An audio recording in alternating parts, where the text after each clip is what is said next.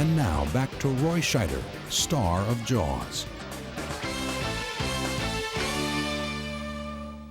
Steven was looking for a place to use a particular technique that Hitchcock used in Vertigo, where the actor is put on a sled that comes towards the camera, and the camera's on a sled that comes towards the actor. So you get this tremendous foreshortening that really is jolting. And for that moment, when Brody is afraid that someone is being attacked by a shark, it really gives you the feeling of what must be going on inside of him.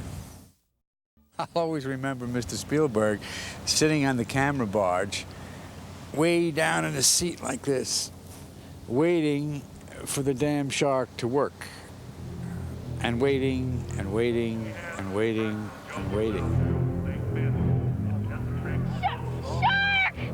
The shark! They built this huge mechanized shark, pneumatically run by electricity and air pressure, and they built 3 of them. One shark that went straight ahead and 2 that turned in different directions. But what they hadn't anticipated was the enormous strength of the ocean, how tough salt water is and how difficult it is to keep anything mechanical functioning submerged in salt water. So day after day after day, they took the shark out, and day after day after day, they had to bring it back in because the tubes would all fall apart. Meanwhile, we'd shot about 2 months of the movie waiting for it to happen. But the guy solved the problem, and the shark looked terrific. We know all about you, Chief. You don't go in the water at all, do you? Some bad hat, Harry. It's a comic performance. A guy who is totally frightened to death of water is aboard this boat with 2 maniacs. One, a crazed ichthyologist, and the other one, a shark hunter. And my character is the audience, who is, not exactly used to being in this situation. And any time that I'm attempted to make the character a bit tougher or a bit more aggressive, Steven would say, no, no, no, no, no. We don't want the audience to think that this guy is ever capable of killing the shark.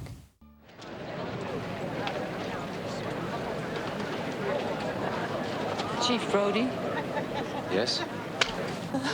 I remember that very well. I remember that so well because that woman, who was a very fine actress in that scene, had absolutely no idea how to slap someone in a film. And every time she slapped me, she really slapped me. And it hurt like hell. She just had no control over her slap at all. And there were a couple of times I wanted to strangle her. But she really let me have it. It was very effective. Beyond the edge of the barrels. Go to the end of the barrels. Further out. What? Further out. Why? Go further out. What for? There's a scene where once the shark is sighted, Dreyfuss insists that I go out to the front of the boat, to the bow, and stand out there. And I keep saying, what for? What for? What for? He says, well, no, just go out there. And I say, what for? And he says, I want to get comparative sizes. And I say, you're crazy. And well, that was a scene that we just laughingly were joking about one evening at dinner, and then we improvised it in the kitchen, and it wound up being in the movie.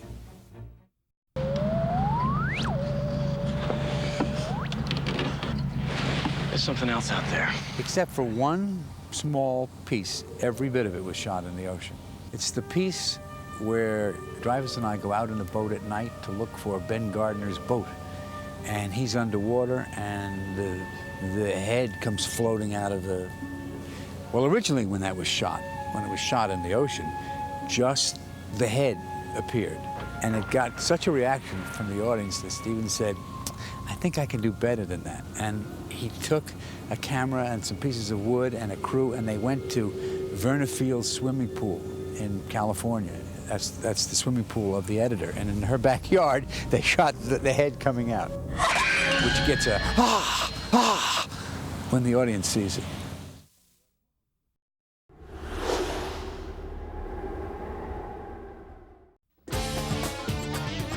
And now back to Roy Scheider, star of Jaws.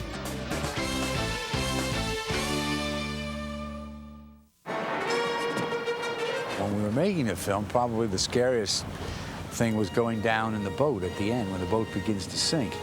I remember before they left me in the cabin, the stuntman, who was a friend of mine, Ted Grossman, he was saying that the axe is over here and the shovel is here and the flashlight's here and the knife is here. And I said, Teddy, why are you showing me all this stuff? Is this safe? He said, well, you know, we've never sank this boat before. And I don't know whether the glass will cave in or, and he said, you never know. So then, and then he left me there. And they all went back to the camera and the boat starts to sink. And I thought, I'm gonna have to get out of here by hook or by crook. Everybody got seasick the first day we went out. Who's driving this boat? Nobody. Tide.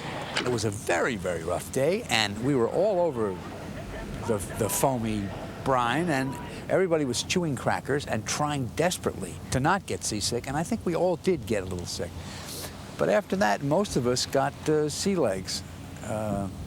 And I can remember those nights coming back to the hotel and standing in the shower and just still going like this. I mean, I didn't stop doing this for 7 months.